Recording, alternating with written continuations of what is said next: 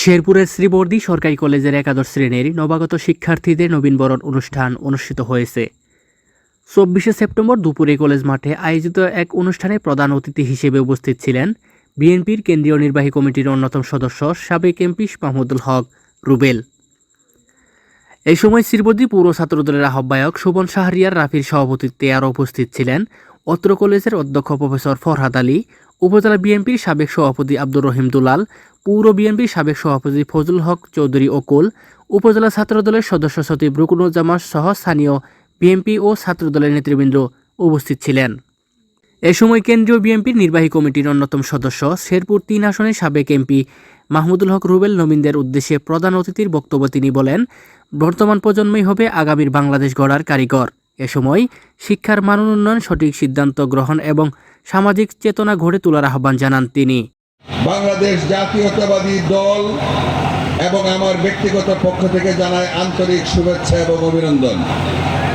আমি ধন্যবাদ জানাই এবং কৃতজ্ঞতা প্রকাশ করি আমাদের আজকের এই সুন্দর আয়োজনে যিনি উপস্থিত থেকে আজকের এই অনুষ্ঠানকে আরো বেশি সুন্দর করেছেন এই কলেজের সম্মানিত অধ্যক্ষ মহোদয়কে, সম্মানিত শিক্ষক মণ্ডলীকে আমি আমার ব্যক্তিগত পক্ষ থেকে জানাই আন্তরিক অভিনন্দন এবং ধন্যবাদ। প্রিয় ছাত্রছাত্রী ভাই ও বোনেরা, ইতিমধ্যেই আমাদের ছাত্র হুরাইরা যে বক্তব্য রেখেছে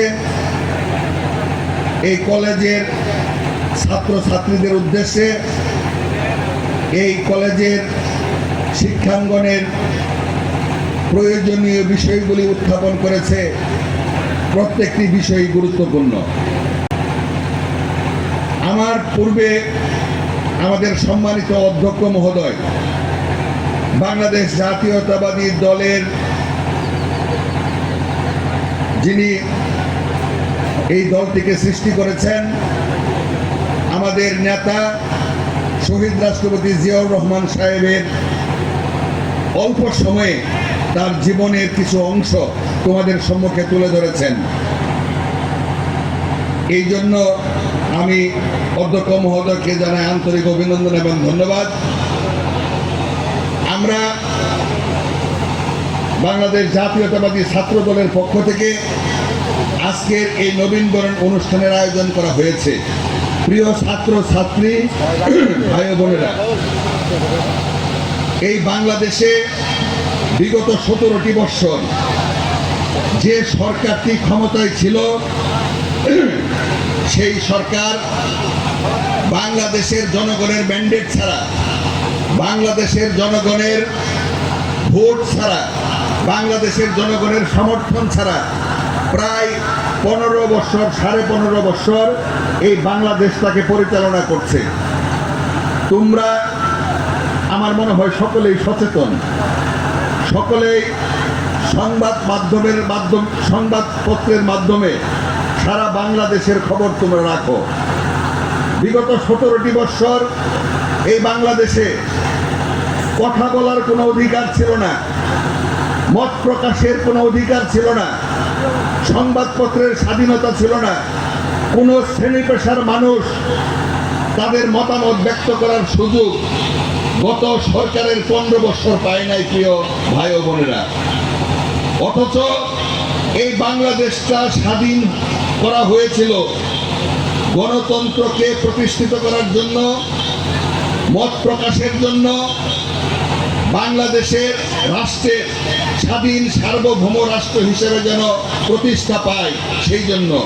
কিন্তু অত্যন্ত দুঃখের বিষয়, গত 15 বছর বিগত সরকার এই দেশের সমস্ত কিছু, বিচার বিভাগ বলো, আইন বিভাগ বলো, প্রশাসন বলো, শিক্ষা প্রতিষ্ঠান বলো, গণতন্ত্র বলো, নির্বাচন কমিশন বলো, সমস্ত কিছু ধ্বংস করে দিয়েছে। প্রিয় ভাইরা আমার, শুধুমাত্র তারা রাষ্ট্রীয় ক্ষমতায় থাকার জন্য, শুধুমাত্র শেখ হাসিনা প্রধানমন্ত্রী থাকার জন্য উনি বাংলাদেশের সমস্ত কিছু ধ্বংস করে দিয়েছে। প্রিয় ভাইয়েরা আমার, গত 24 সালে অর্থাৎ গত বছর 5ই আগস্টে সামান্য কুঠা বিরোধী আন্দোলন যে ছাত্ররা শুরু করেছিল, এই কুঠা বিরোধী আন্দোলনে শেখ হাসিনার ছাত্রদের মতামতকে গুরুত্ব না দিয়ে, ছাত্রদের কথা না শুনে, ছাত্রদের সঙ্গে সংলাপ না করে শামসুল হক, শেরপুর।